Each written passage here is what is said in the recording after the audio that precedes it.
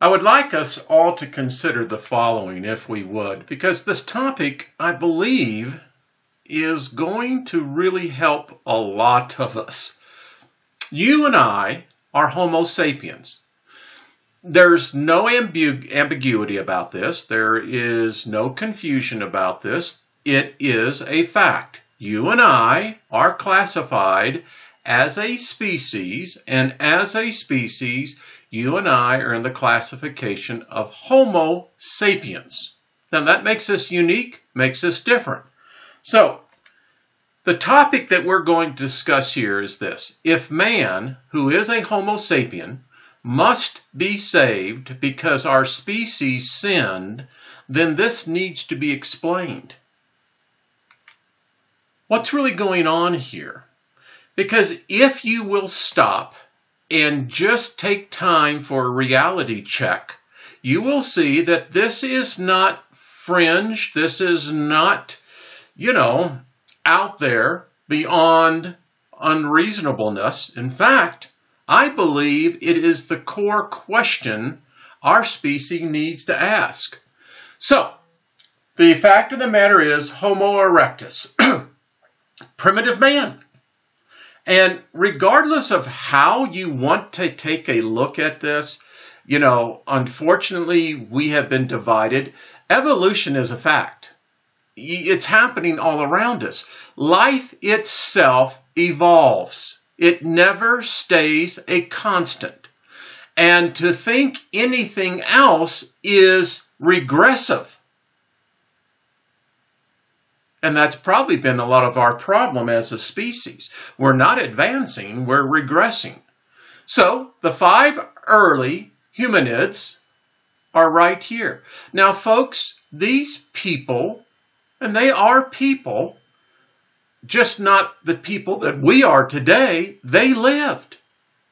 It is a fact. You can see here the way that we have it. Homo florensis is the hobbits. Then we have the Neanderthals, and then we have the Homo sapiens. Folks, it's not made up. It's not a false trickery. This is just reality. It is what it is. So we know this. There have been other species here. Now, in case you don't know what Homo sapien means, literally it means wise man. Homo meaning man, sapiens mean wise man. We are the modern humans. Well, if you could really look at this as a triangle, which we will, we're so far at the top. Trust me, there will be others after us. But for right now, it's important to understand that we are considered the wise man species of our evolution. And you can see clearly here, it's very difficult where I was concerned. I wanted very much to believe the story that was in the Bible. I mean, desperately. But the problem is that when you begin to look at the facts, the geological record, the fossil record, says something is not right. So, what's the problem here? Well, if you look at how they see how modern man has migrated over the epochs of time, that you can see the different species as to how they migrated. And whether you look at the cradle of man to be in the southeast part of Africa, or if you see it in the Middle East and the Persian Gulf, the fact of the matter is that there are many different species of humans. It's just the way it is. We know this, we can tell by the brain size, so this is no longer pseudoscience. It's a real science. We are a species. And actually, when you look at the progression of those that came behind us, yeah, I would say that we are the crowning glory of that. We are a wonderful species. Now, we are not this. This is Cro-Magnon. But, although they are not us,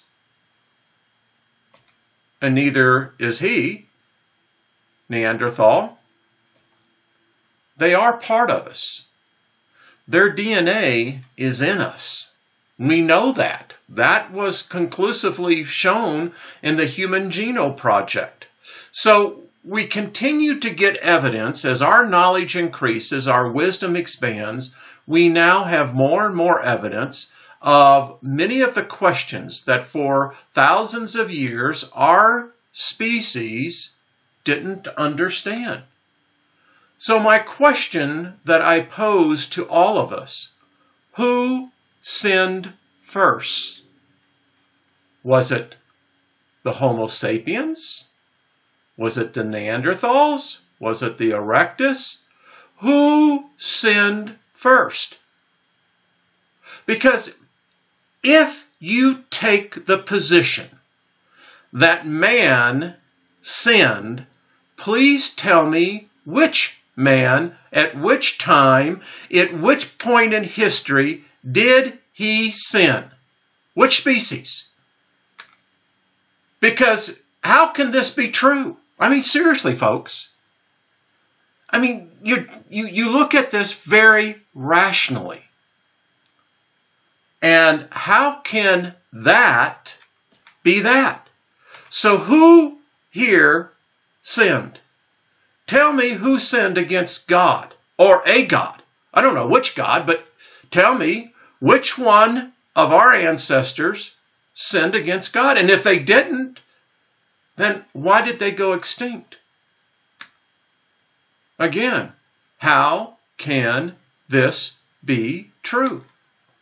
Did all the species sin? Because that's the only answer. That we seem to be in this repetitive cycle. That whoever is in the kitchen cooking continues to turn out flawed species. So are we saying our species is a lost species because our species angered an unseen God? That's the only thing you're left with. Now, you can argue against this, but you're arguing against reality. So if our species is born into this condition, which is titled sin, how would we know what this alternative reality is? This place of where supposedly you're all of a sudden forgiven. We are all born this way. How can this be a sin? How can you hold a species hostage? How can you hold them to condemnation? It's crazy, folks. It's just crazy. Religion is the alternative state. And as soon as our species begins to realize that, we're going to be a lot better off. So, let's continue. How is it we can be influenced or controlled by evil or good spirits that are not in physical form or a living species? Now, if you're going to tell me spirits are alive, then you've got to define to me which species are they. It's time for us to get serious. It's time for us to stop playing the games and being like little children, hiding behind our religion and our good books because they say that this has all the answers. Folks, they don't. How is it? Tell me, is a spirit a living species?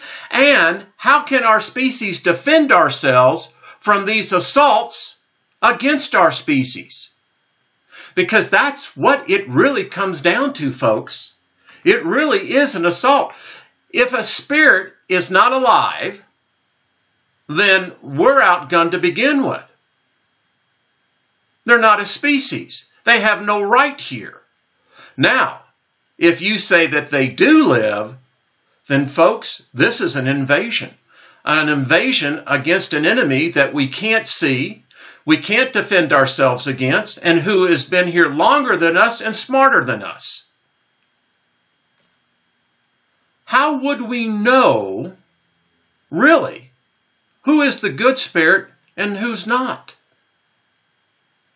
I mean, just because you have a book that says they are? Seriously, folks, when are we going to again start growing up? Start being mature? Start questioning the gods? Because I'm tired of my species being assailed by these unseen forces.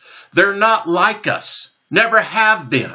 They have no business here, and quite frankly, it comes to a point that we as a species seem to be forced against our wills. For it would seem we have been, as a species, enslaved and have been forced into submission and to worship a deity regardless if our species wants to or not.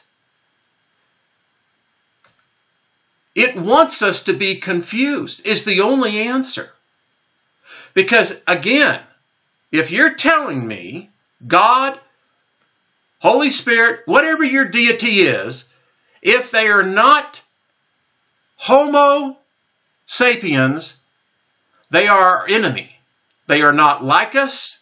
They are against us. We have been assailed against them for thousands of years. And at some point in time, when will our species wake up?